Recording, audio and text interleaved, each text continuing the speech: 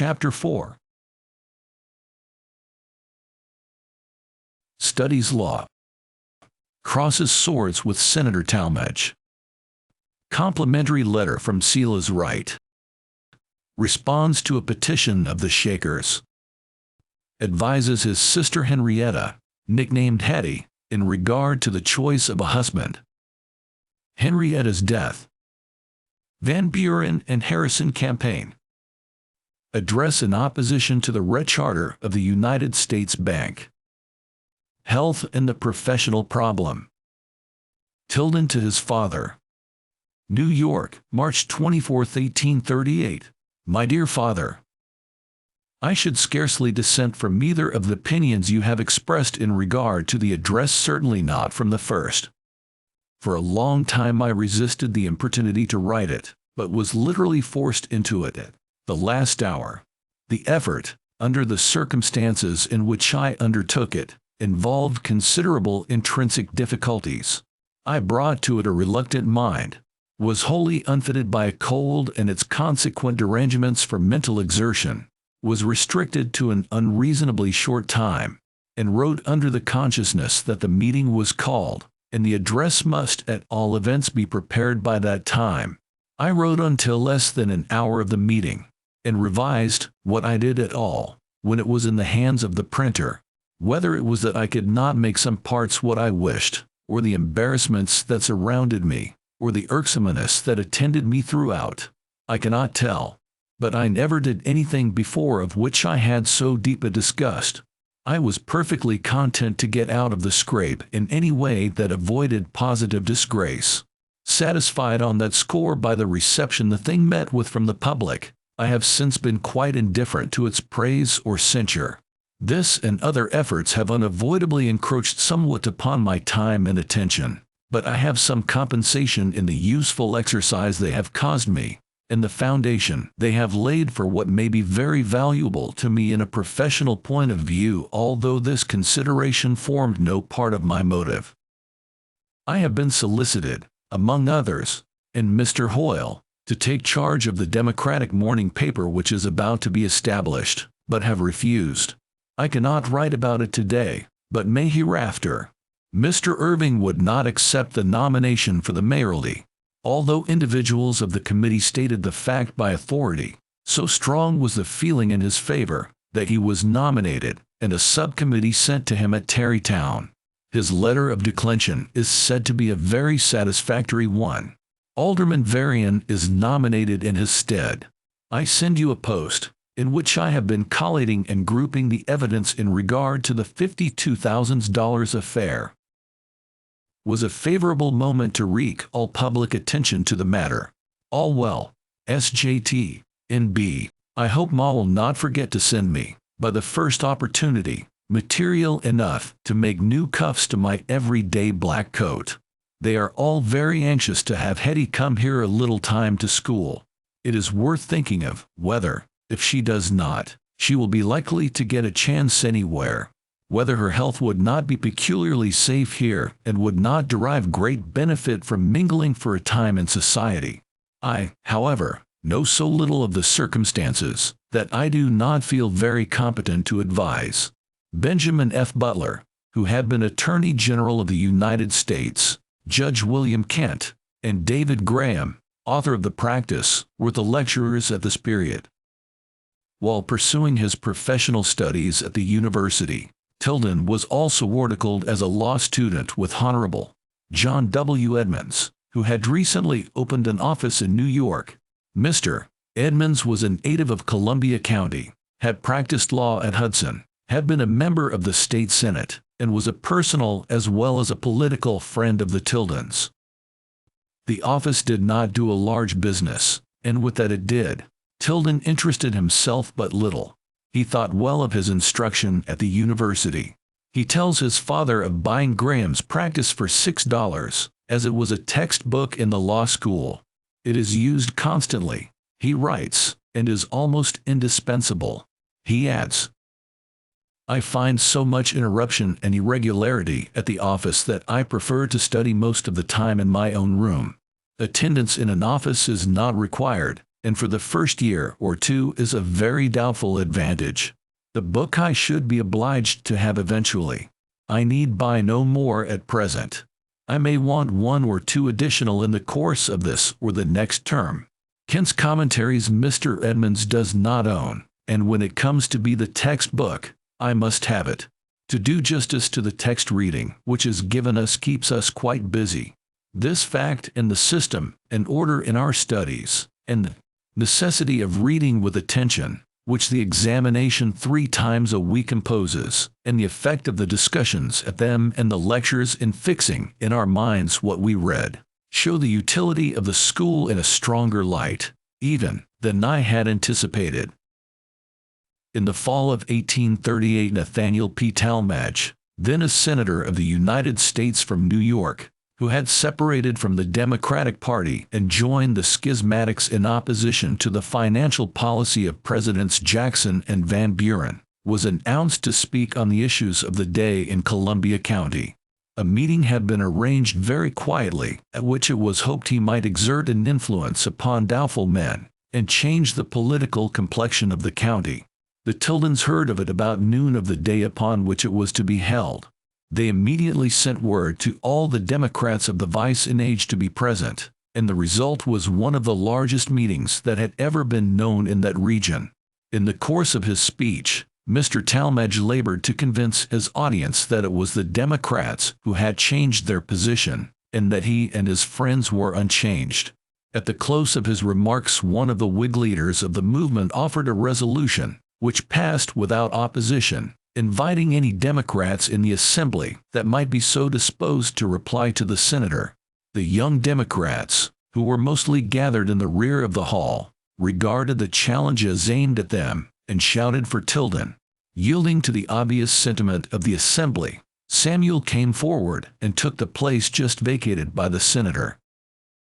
After discussing the main questions in controversy, he addressed himself to the personal aspects of the senator's speech, and to his statement that the Democrats had changed position while he himself had remained consistent. By way of testing the truth of this declaration, he turned around to the Whigs on the platform and asked them if they who found themselves now in unison with the senator who had been opposed to them in the contest for the presidency, if it was they or the senator who had changed. At last, pointing to the chairman, Mr. Gilbert, a venerable farmer, almost an octogenarian, in a tone of mingled compliment and expostulation he begged to know if it was he too, instead of the senator, that had changed.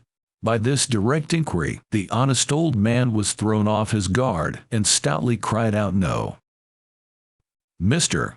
Tilden skillfully availed himself of this declaration of his venerable neighbor and friend, in a strain of good-natured banter, which is said to have proved fatal to the objects of the meeting. Mr. Tilden's father sent some account of this bout of his son with the senatorial Goliath to Silas Wright, Mr. Talmadge's colleague in the Senate, from whom he received the following reply.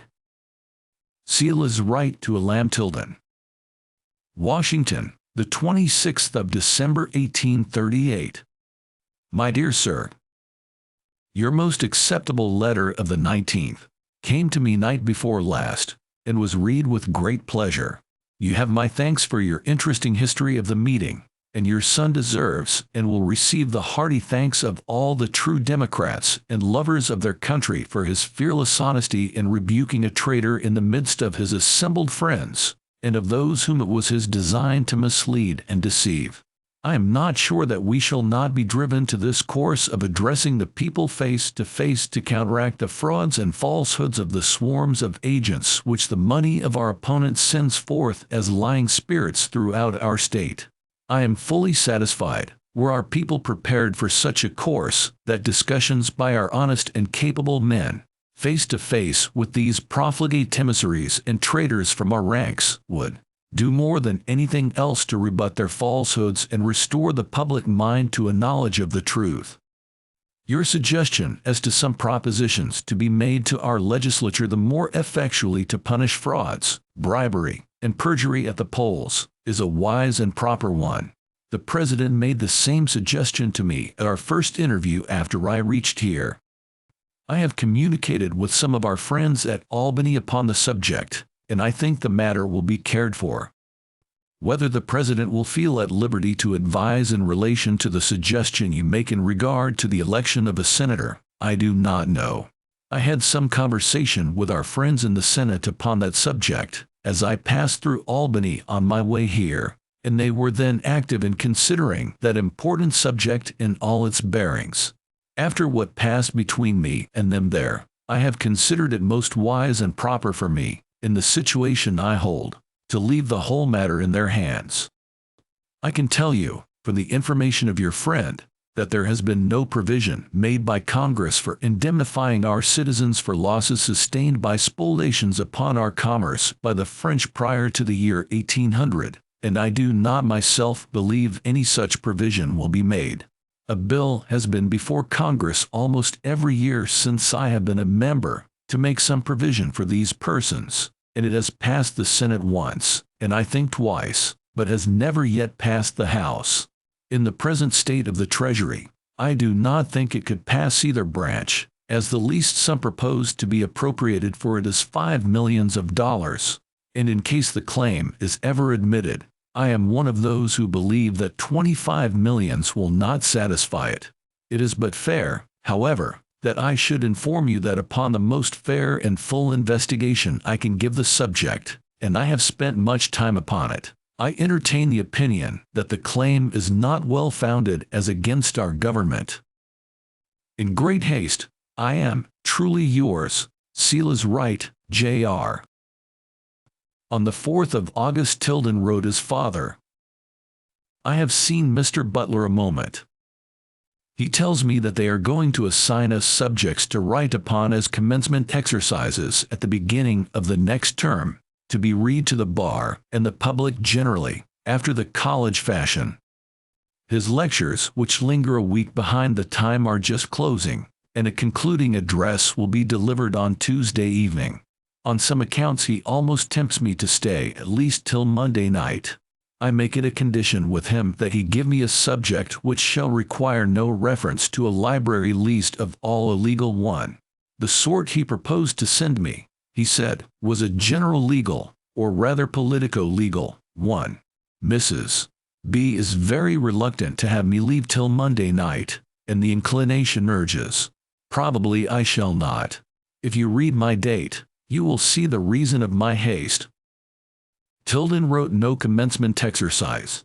It was not his wont to write or speak without some pretty definite purpose to be accomplished by it, and it would be very difficult for those who knew him well to imagine him sitting down to write, or standing up to read, a paper merely to show to what extent he had profited by his opportunities as a student. On the 7th of February, 1839, Tilden writes to his father, I have partly written a letter on the Shaker business, but have not been able to complete it.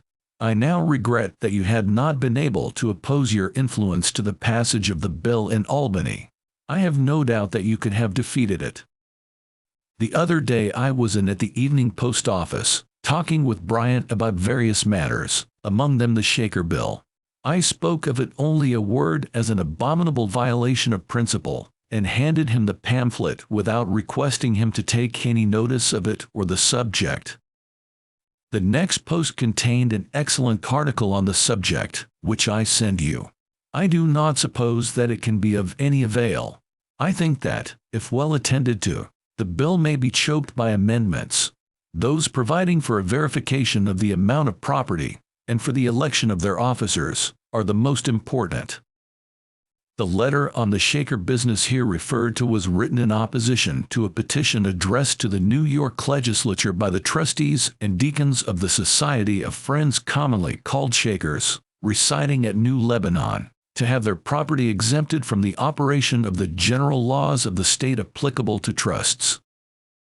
While looking after the Shakers at Albany, he was also helping the Evening Post on the subject of the city finances, worrying over his father's health, which was giving the family some anxiety, and over an affair of the heart of which we know nothing save what is disclosed in the two following letters to one of his sisters. The letters are given less because of their intrinsic interest than because nowhere else, nor on any other occasion, did Mr. Tilden ever express himself so fully on the subject of matrimony, a relation of which, whatever he knew, he learned from the experience of others, perfected in the crucible of his own good sense. Tilden to his sister. New York, the 5th of June. Dear Henrietta, I have reflected much upon the subject upon which we had conversation. I rejoice that you have decided as you have. Indeed, I could not, and did not, expect any other decision from you. Yet I would say, deliberate, examine yourself. See what if any sacrifice you are to make, that your determination, once formed, may never waver, and that not a shade of regret may cloud the future.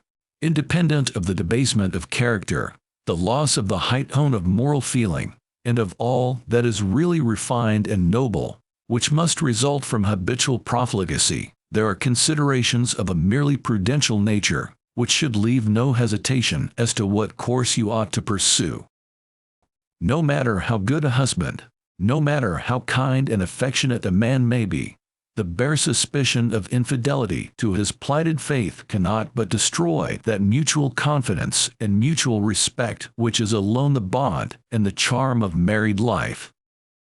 Harrowing suspicion and courting jealousy must strew in the peace of his wife, but let suspicion become certainty, and the creations of jealousy become realities, and what must be her condition?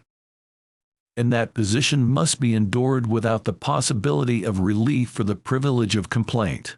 Darken the picture a little, for what right have we to suppose that such a husband would, as to other things, be just what we should wish? Imagine an alienation of affection, family quarrels, which often result from distrust and suspicion, perhaps gross and disreputable irregularities, perhaps premature death, or a life infinitely worse than death. These are the natural, and by no means unusual, results, and when the whirl of dissipation is once commenced, who can tell where it will end? I know how prevalent dissipation is, and a sacrifice now will not ensure us from feeling its evils hereafter. But shall we incur the certainty of evil in order to avoid its hazard? I believe there is usually little chance of reformation, especially when the habits are firmly fixed, and upon a man of mature age. I hardly know whether I have observed more attentively remarks upon this subject, or whether I have allowed conversation to take this channel. At any rate, I have obtained the opinions of several of our friends in whose judgments I had more confidence, and, as far as they were expressed, they coincide with my own. Adelais expressed her opinion most decidedly that it would be an absolute sacrifice of herself for a woman to marry a man in whom she had not the most entire confidence. No, you have chosen wisely, and you will not regret your choice. I distrusted my first opinion, and I feared it might have too little of what the world calls prudence and sober calculation, and too much of romance in it. But now I am ashamed that I have argued so coolly a question upon which offended virtue should have pronounced an unhesitating decision. In what way the object can be best accomplished is a more difficult question. Until your parents return, it will probably be best to avoid an explanation. How to treat him, meanwhile, is a rather delicate matter. Your intercourse with him should be neither so cordial as to excite unfounded expectation, nor so cold as to occasion a premature and absolute rupture. Treat him, then, politely, but indifferently.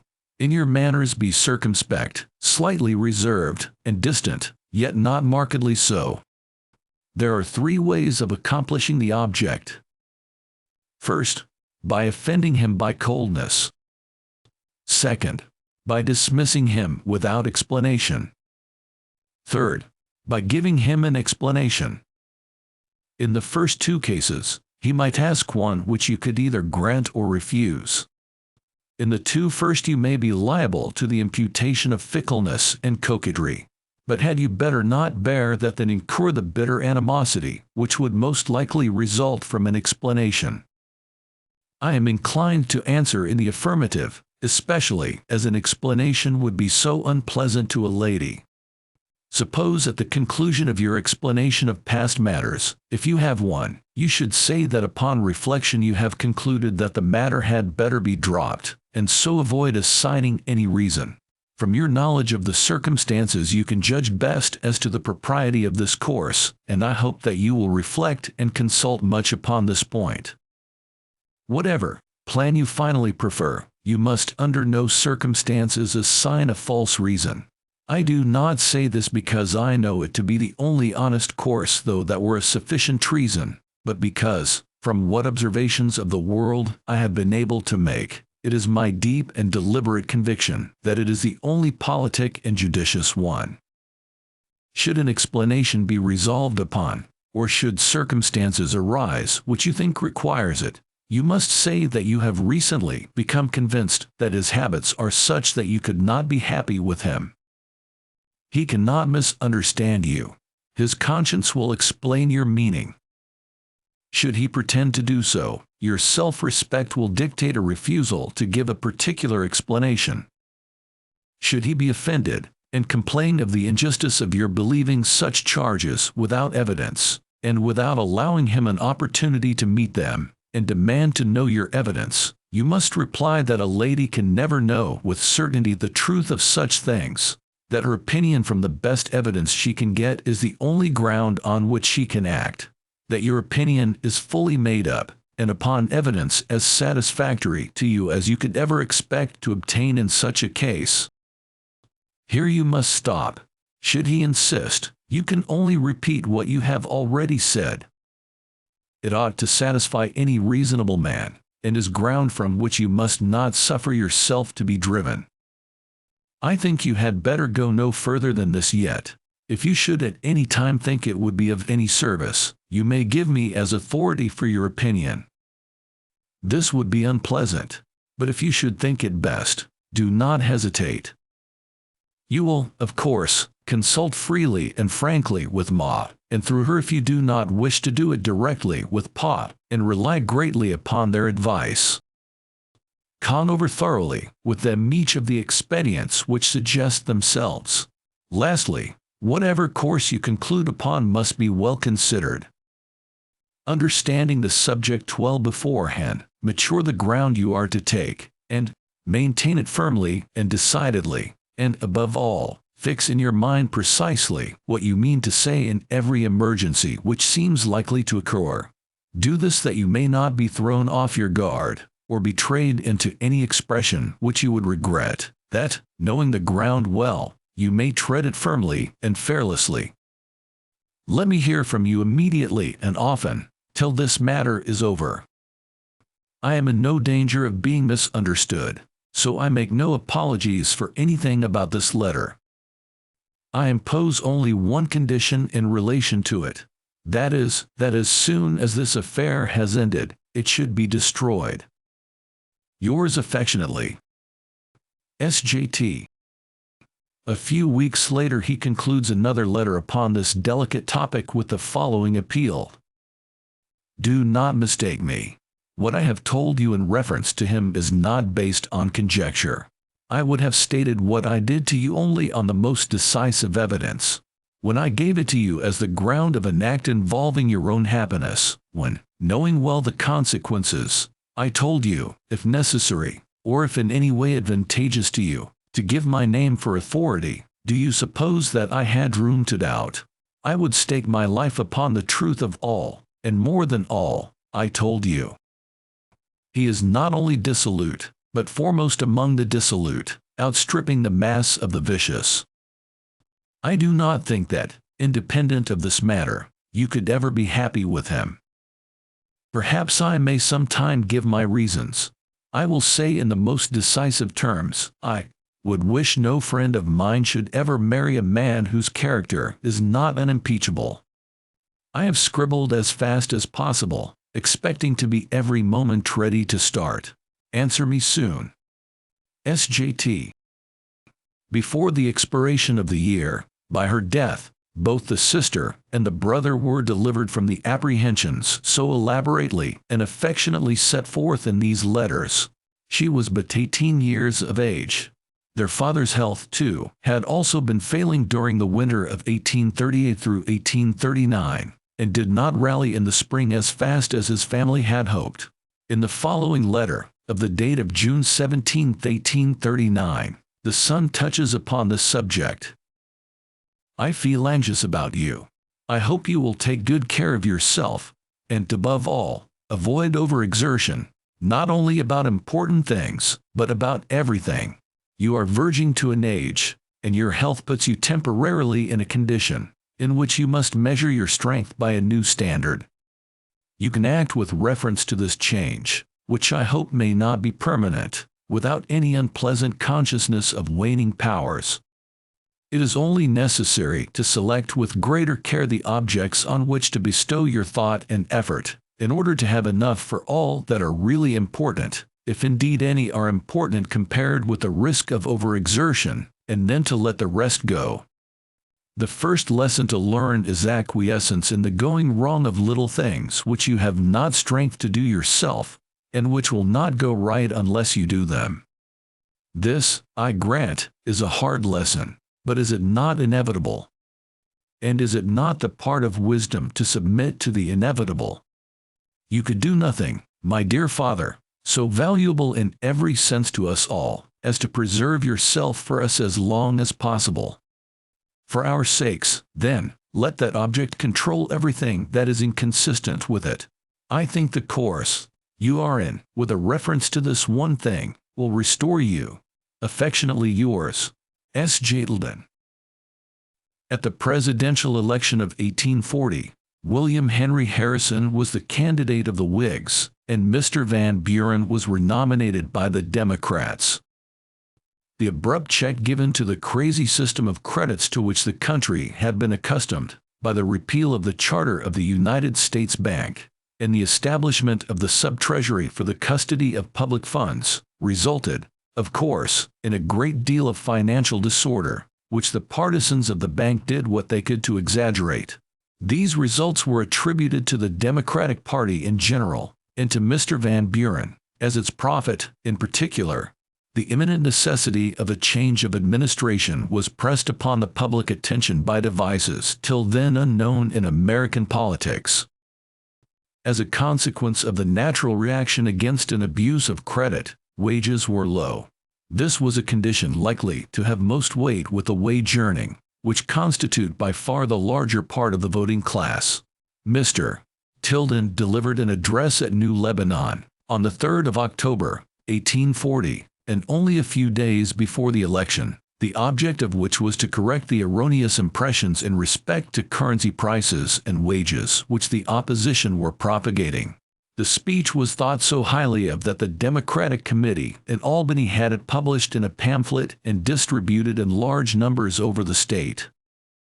The circumstances under which this speech was delivered, the youth of its author, he was only 26, and the grasp of the fundamental principles of economical science it displays, entitle it to rank among the ablest papers that have been written in this country or elsewhere, on the subjects of which it treats.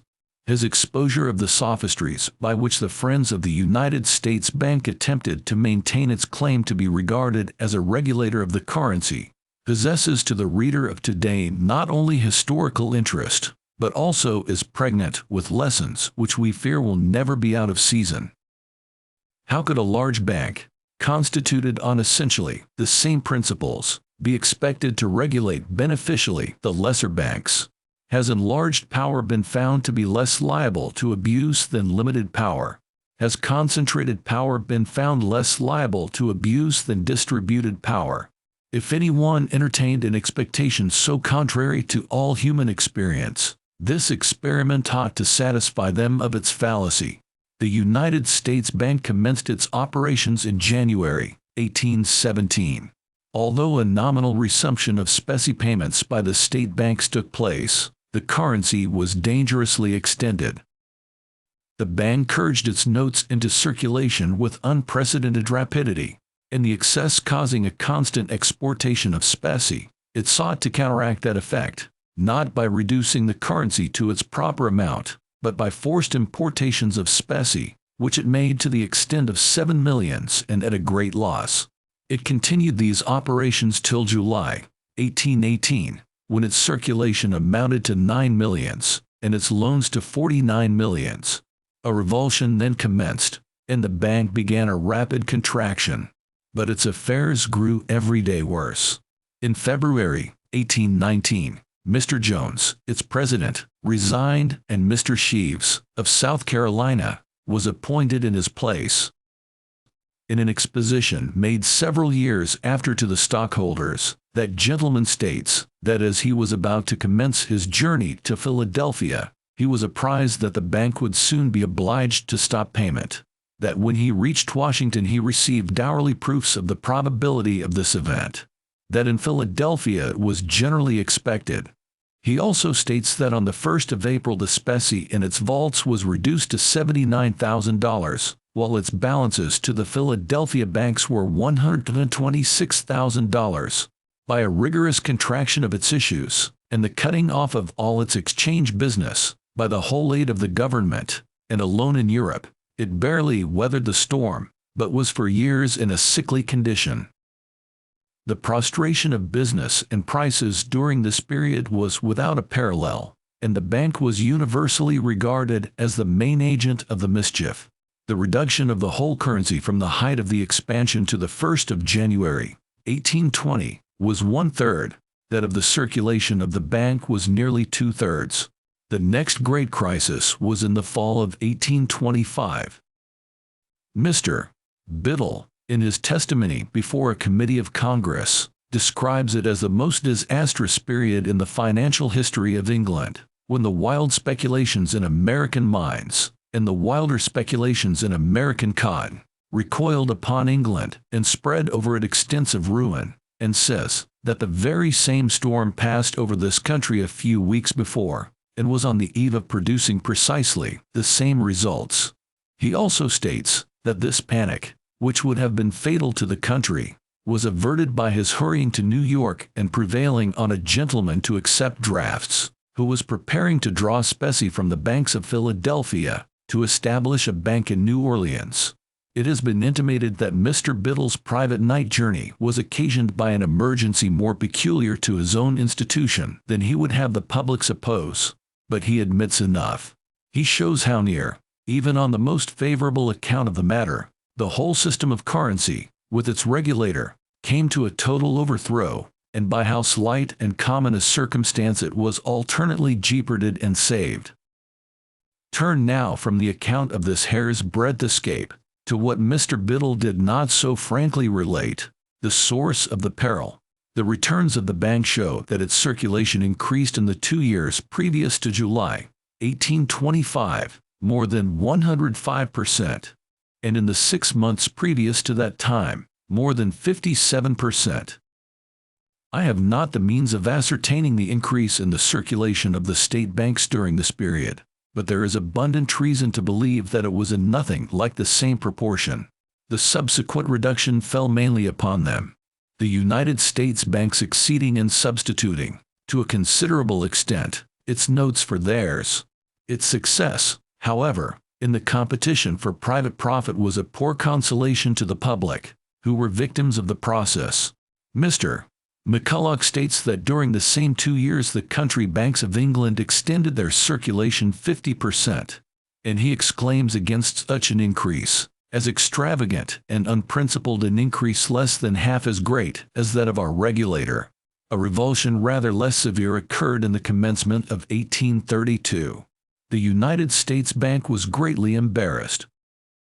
It procured the payment of the 3%, for which the government had provided the means, to be postponed, and when the time to which it had been postponed approached, it sent a confidential director abroad to make an arrangement with the holders of the stocks not to present them for payment, while it held and used the money government provided for their redemption. The form in which the transaction was first attempted the bank was obliged to disavow as constituting a violation of its charter, that in which it was consummated being merely a breach of trust. The increase of its circulation, during the 2 years previous to the 1st of January, 1832, was 64%, and its reduction in the summer after, about 20%. The circulation of the New York banks increased, during the same period, 29%. That of the Pennsylvania banks from February 1829 to November 1831, about 21%. It is difficult to procure returns from the banks sufficiently near the dates to afford a just comparison, but such as are procured show that the average increase, even if it were larger than that of the New York banks, was very far short of that of the United States Bank.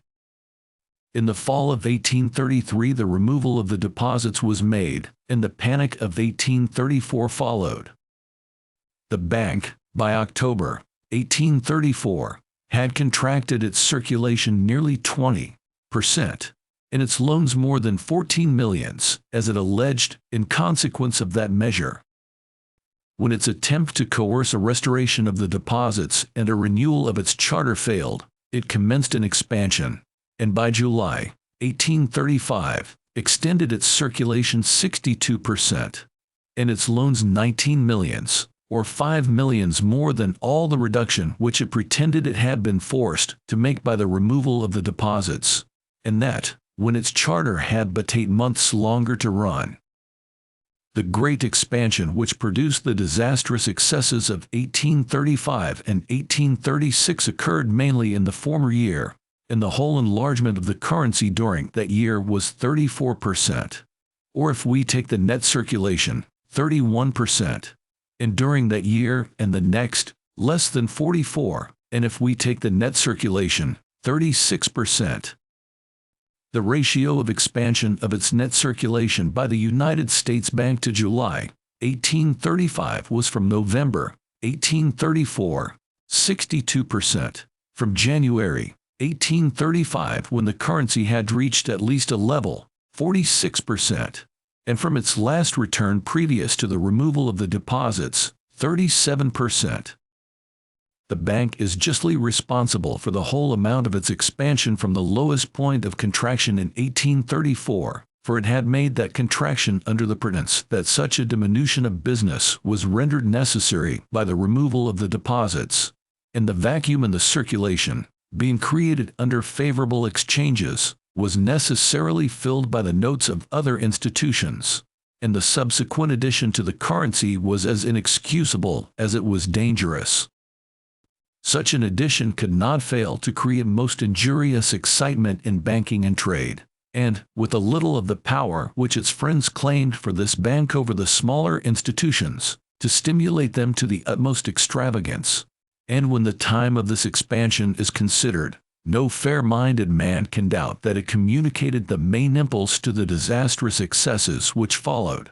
We have thus seen this institution, which was established to regulate the others, twice, according to the statements of its own presidents, on the very verge of bankruptcy, and a third time extricating itself from its embarrassments by a breach of trust which would subject an individual to a criminal punishment.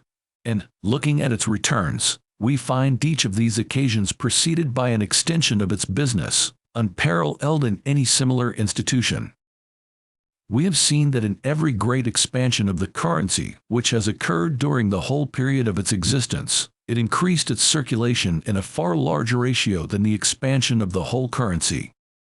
And these successive expansions and the revulsions which followed them, with short intervening seasons of quietude, have filled the whole history of business during that period. The extraordinary powers of this bank and its freedom from competition, while organized on the same principles, and therefore subject to the same impulses as other institutions, have only encouraged it to embark on the most hazardous adventures to extend the profits of its business, from which it has been repeatedly extricated only by the credit of the government or the direct assistance of the Treasury. Such was the manner in which the United States Bank regulated the currency while it was a national institution. For the benefit of those who think the loss of such services the cause of the recent commercial disorders, and the restoration by the establishment of a similar institution the sovereign panacea, I pursue its subsequent history. On the 20th of February 1836, Mr. Biddle presented a meeting of the stockholders with the new charter from the state of Pennsylvania, congratulating them on the dissolution of their connection with the general government, which he pronounced to be an unnatural connection, beneficial neither to the bank nor the government, and declaring that the bank was now safer, stronger, and more prosperous than it ever was. On the 11th of November 1836, in a letter to Mr. Adams, Mr. Biddle declared that the revulsion, which had then become severe, was owing to the mere mismanagement of the government, denied that the country was overtrade, that the banks have overissued, and that the purchasers of the public lands have been very extravagant, and concluded his long argument to sustain these positions thus triumphantly: exchange with all the world is in favor of New York. How, then, can New York be an overtrader? Her merchants have sold goods to the merchants of the interior, who are willing to pay, and, under ordinary circumstances, able to pay, but by the mere fault of the government, as obvious as if an earthquake had swallowed them up, their debtors are disabled from making immediate payment. It is not that the Atlantic merchants have sold too many goods, but that the government prevents their receiving pay for any. And this in the face of sales of public lands during that year to the amount of $24 millions, and in excess of imports over exports of $61 millions. But even this great financier, who was competent of himself to regulate all the business of the country, could, at last, be made to learn what every man of common sense had known long before. On the 13th of May 1837, 2 days after this bank had suspended, in a second letter to Mr. Adams, Mr. Biddle said, "We owe a debt to foreigners by no means large for our resources, but disproportionate to our present means of payment. We have worn and eaten and drunk the produce of their industry too much of all, perhaps, but that is our fault, not theirs, no doubt. But when had we done so?" Even Mr. Biddle would not say that it was after the writing of his previous letter. He also said that had the bank consulted merely its own strength, it would have continued its payments without reserve. Certainly, he suspended for the sake of the other banks, just as he made his night journey in 1825, and his fraudulent arrangement as to the 3% in 1832, for their sake. These facts all rest upon the same testimony. He promised also to take the lead in an early resumption of the specie payments. In the fall of 1837, when a convention was proposed to bring about a general resumption, the United States Bank at first refused to join in it, and afterwards sent delegates, who opposed resumption and succeeded in voting down the measure through its associates and dependents. And when the New York banks were about to resume a loan, on the 5th of April, 1838, in a third letter to Mr. Adams, Mr. Biddle argued at great length that the resumption then was premature, threatened them in an insolent tone with the consequences of the attempt, and told them to appeal to the legislature to rectify their mistake and legalize a further suspension. The New York banks resumed about the 1st of May, but the United States Bank remained suspended until the latter part of the year, when it nominally resumed by substituting post notes for its ordinary circulation, or, in other words, notes bearing on their face a promise of payment a year after date for notes bearing on their face a promise of payment on demand. In the spring of 1839, Mr. Biddle resigned the presidency of the bank, announcing that, having brought it safely through all the difficulties, and leaving it in a sound and prosperous condition, he could now retire from its management.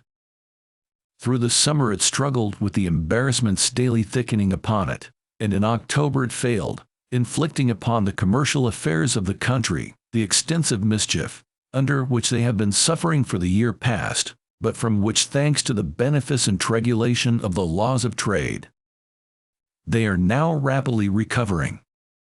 I am aware that attempts are made to evade the force of these facts by alleging that the bank was no longer a national institution. That might be a sufficient reason why it should not be required to regulate other banks. But is it a sufficient reason why the bank should not regulate itself? If it has become a state institution, should it therefore fail? Should it therefore disturb, with its stupendous folly, all the business relations of the country? Nor is a reference to its recent conduct so unmeaning as the Whigs would fain have us suppose. Will anyone pretend that it has been even tolerably well managed? Can any man recur to its history, or read the manifestos issued from time to time by the individual who has had its chief management, without disgust at the wretched charlatanry which they exhibit?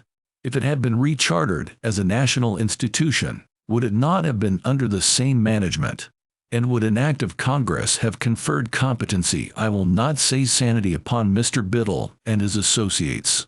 Would a national charter have tamed the tremendous power for mischief under which the whole country has been writhing, or transmuted it into a mere capacity for good? Even if another institution should now be established, in whom could those who are most clamorous for it repose a more idolatrous confidence than they have reposed in Mr. Biddle? I do not wonder that the Whigs are glad to pronounce the monster dead, or that a bare allusion to him shocks their sensitive nerves. They feel there has not been a question between the two parties as to the subject of currency, within the last 10 years, which has not grown out of, and whose merits are not involved in, the character of this institution, nor one upon which its fate is not the conclusive verdict of experience. It is to this speech Mr. Tilden refers in the following paragraph of a letter to his father, dated December 31, 1840. Mr. Gouge wrote to me for a copy of my speech for Henry Lee, formerly of Boston.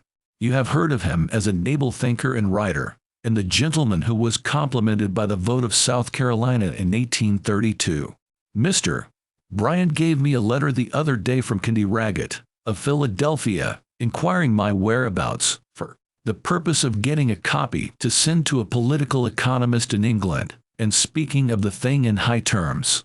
Mr. Raggett is the most voluminous, and perhaps, excepting Mr. Gallatin, the ablest writer on these subjects in this country. He has been Whiggish, and has sometimes, as I think, warped his principles to such views, but the volume which he published last year is very grand, as it is certainly the best treatise on banking ever published in this country. He wrote the essays published in nearly all the Whig papers in 1837, signed an Examiner, and I suppose furnished the speakers and writers, from Mr. Webster down, with most of their arguments. He is evidently now taking better views of the matter and cutting loose from his Whig connections. Tilden's health continued so precarious that he could make no engagements with any assurance of being able to keep them, nor could he lay any plans depending upon his physical condition for their execution, which he could feel more than a half-hearted confidence of being able to execute.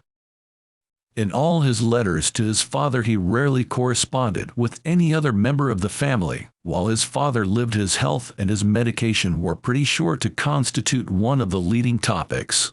It may be well here to add an explanation of many habits and peculiarities for which Mr. Tilden was not infrequently censured even by his friends.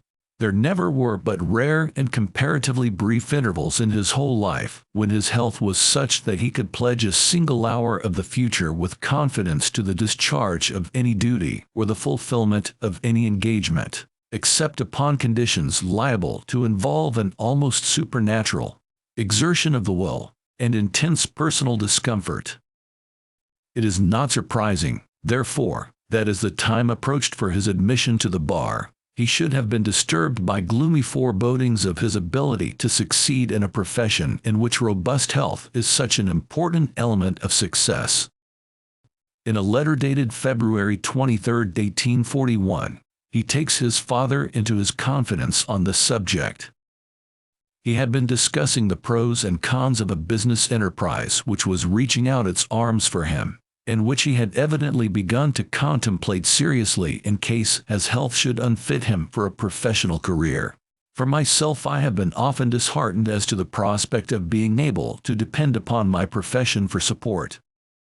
In it the power of personal effort is literally everything, and health, which perhaps might not very materially disable in other vocations, might almost incapacitate from its practice. If I could rely upon the possession of this power, I should regard it as a large capital to me, and I have sometimes thought that for it I would be willing to start in life naked as I came into the world. Still, it has seemed best to me not to abandon my profession altogether, especially without an experiment, and although I could not feel easy under the idea of an absolute dependence upon it, I have thought I might find it for my interest to do what I could at it, with some other reliance in the last resort. As the time approached for his admission to the bar, his doubts and misgivings about a professional career seemed to have weakened, if they had not entirely disappeared. On the 17th of March he writes his father, "As for my coming home when the river opens, I scarcely know what to say. On many accounts I need to do so. I never left home so unprepared for a long absence as last fall. I mean in the way of clothes. I have got me a coat, and been obliged to get a hat and a pair of overshoes. I do not see how I can get on much longer without some pants and vests. My shirts are very much worn. If you had linen, I should wish to have some making.